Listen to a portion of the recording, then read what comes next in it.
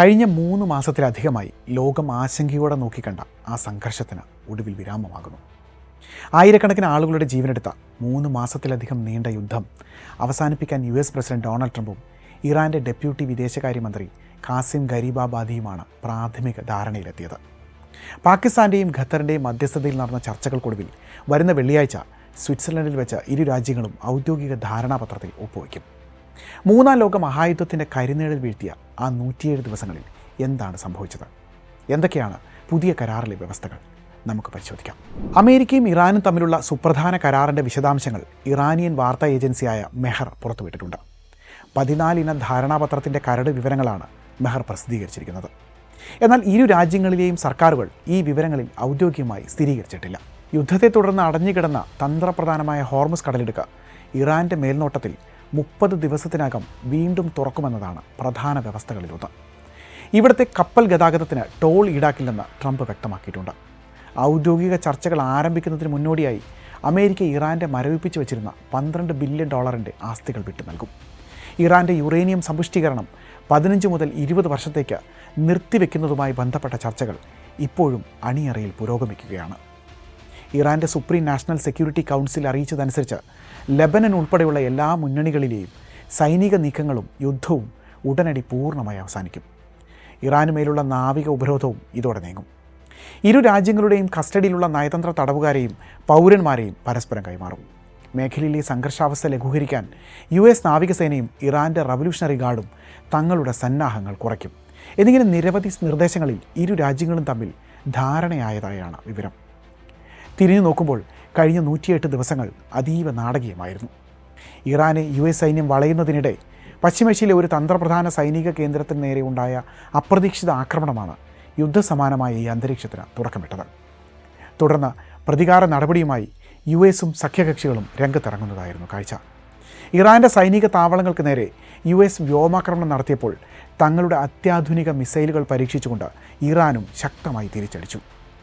ലോകമെമ്പാടുമുള്ള ഓഹരി വിപണികൾ തകരുകയും ക്രൂഡ് ഓയിൽ വില കുതിച്ചുയരുകയും ചെയ്ത ആ 107 ദിവസങ്ങൾ ആഗോളതലത്തിൽ വലിയ ഭീതിയാണ് വിതച്ചത്. ഈ യുദ്ധത്തിൻ്റെ ഏറ്റവും വലിയ ആഘാതം നേരിട്ടത് സ്ട്രെയ്റ്റ് ഓഫ് ഹോർമുസ് എന്നറിയപ്പെടുന്ന ഹോർമുസ് കടലിടുക്കിലാണ്. ലോകത്ത് ഉൽപ്പാദിപ്പിക്കപ്പെടുന്ന ക്രൂഡ് ഓയിലിൻ്റെ 1/5, അതായത് ആഗോള എണ്ണ വിതരണത്തിൻ്റെ ഏകദേശം 20% കടന്നു പോകുന്ന ലോകത്തിലെ ഏറ്റവും തന്ത്രപ്രധാനമായ ജലപാതയാണിത്. സംഘർഷം മുറുകിയതോടെ ഹോർമുസ് കടലിടുക്ക് ഉപരോധിക്കുമെന്ന് ഇറാൻ ഭീഷണിപ്പെടുത്തി. ഇത് ആഗോള ഊർജ്ജ മേഖലയെ പൂർണ്ണമായും ഭീഷണിയിലാക്കി. ഇൻഷുറൻസ് നിരക്കുകൾ വർദ്ധിപ്പിച്ചതും കപ്പൽ ഗതാഗതം തടസ്സപ്പെട്ടതും ഇന്ത്യ ഉൾപ്പെടെയുള്ള വികസ്വര രാജ്യങ്ങളുടെ ഇറക്കുമതി ചെലവ് കുത്തനെ കൂട്ടി. എന്നാൽ പുതിയ സമാധാന കരാറോടെ ഹോർമുസ് ജലപാത ഇനി പൂർണ്ണമായും സുരക്ഷിതമാകും എന്നാണ് കരുതപ്പെടുന്നത്.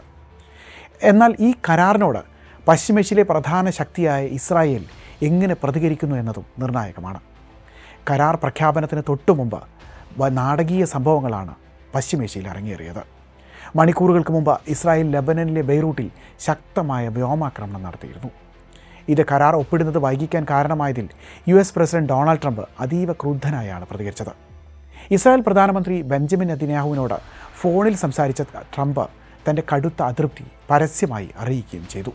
ചരിത്രപരമായി തന്നെ ഇറാൻ്റെ ആണവ മോഹങ്ങളെ ശക്തമായി എതിർക്കുന്ന രാജ്യമാണ് ഇസ്രായേൽ. കരാർ പ്രഖ്യാപിച്ച് മണിക്കൂറുകൾ പിന്നിട്ടും ഇസ്രായേൽ ഇതുവരെ ഔദ്യോഗികമായി പ്രതികരണങ്ങളൊന്നും നടത്തിയിട്ടില്ല എന്നതും ശ്രദ്ധേയമാണ്. നിലവിലെ US ഇറാൻ ഒത്തുതീർപ്പിൽ ഇസ്രായേലിന് പൂർണ്ണ തൃപ്തിയില്ല എന്നാണ് നയതന്ത്ര വൃത്തങ്ങൾ സൂചിപ്പിക്കുന്നത്. കരാർ കൊണ്ട് മാത്രം ഇറാൻ്റെ ഭീഷണി അവസാനിക്കില്ലെന്നും തങ്ങളുടെ സുരക്ഷ മുൻനിർത്തി സ്വയം രക്ഷയ്ക്കുള്ള നടപടികളുമായി മുന്നോട്ട് പോകുമെന്നുമാണ് ഇസ്രായേലിൻ്റെ ഔദ്യോഗിക നിലപാട്. അമേരിക്കയുടെ ഈ പിന്മാറ്റം മേഖലയിൽ ഇറാന് കൂടുതൽ കരുത്തു നൽകുമോ എന്ന ആശങ്കയും ഇസ്രായേലിനുണ്ട്. അമേരിക്കയിൽ ഡെമോക്രാറ്റിക് പാർട്ടി അംഗങ്ങൾ കരാറിനെ സ്വാഗതം ചെയ്തെങ്കിലും ട്രംപിൻ്റെ മുൻകാല യുദ്ധനയങ്ങളെയും അപക്വമായ തീരുമാനങ്ങളെയും രൂക്ഷമായി വിമർശിക്കുന്നുണ്ട്. സമാധാന വാർത്ത പുറത്തു വന്നതോടെ ആഗോള വിപണിയിൽ വലിയ ഉണർവാണ് കാണാനാവുന്നത്. അന്താരാഷ്ട്ര വിപണിയിൽ എണ്ണവില കുത്തനെ ഇടിയുകയാണ്. ബ്രെന്റ് ക്രൂഡ് ഓയിൽ വില 4.7% ഇടിഞ്ഞ് ബാരലിന് $83.25 മാറി. US വെസ്റ്റ് ടെക്സസ് ഇൻ്റർമീഡിയറ്റ് വിലയും 5% താഴേക്ക് പോയി. അതേസമയം ഏഷ്യൻ ഓഹരി വിപണികളായ ജപ്പാൻ, സൗത്ത് കൊറിയ എന്നിവ 5% നേട്ടത്തോടെയാണ് വ്യാപാരം അവസാനിപ്പിച്ചത്. നിഫ്റ്റിയിലും സെൻസെക്സിലും ഉണർവ് പ്രകടമാണ്.